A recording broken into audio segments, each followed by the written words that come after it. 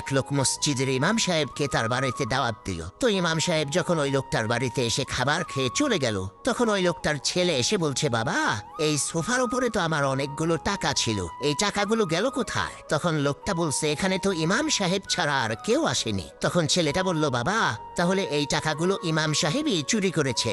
ছেলের এই কথা শুনে ওই লোকটা বলে উঠল, আরে বলো কি, ইমাম সাহেব তো খুবই পরহেজগার মানুষ, তার তো এই ধরনের কাজ করার কোনো কথা না। যদি তিনি করেও থাকে তবুও তার সামনে গিয়ে এই কথা জিজ্ঞেস করার সাহস আমার নাই। পরের বছর ইমাম সাহেব যখন আবার ওই বাড়িতে দাওয়াত খেতে এসেছে, তখন ওই লোকটার ছেলে ইমাম সাহেবকে বলছে, হুজুর কিছু মনে করেন না, গত বছর যখন আপনি আমাদের এখানে দাওয়াত খেতে এসেছিলেন এই সোফার উপরে অনেকগুলো টাকা ছিল, আপনি এখান থেকে চলে যাওয়ার পর টাকাগুলো আমি আর পাইনি। ছেলেটার এই কথা শুনে হুজুর কান্না করা শুরু করলো এবং বলতে থাকলো, আমি এই কারণে কান্না করছি না যে তুমি আমার উপরে চুরির অপবাদ দিয়েছো, আমি তো কান্না করছি এই কারণে যে সারা বছরের মধ্যে তোমরা একবারের জন্য তোমাদের বাসার কোরআন শরীফটা খুলেও দেখো না। তোমাদের বাসার কোরআন শরীফটা খুলে দেখো, টাকাগুলো সেই কোরআন শরীফের মধ্যেই আমি রেখে দিয়েছি।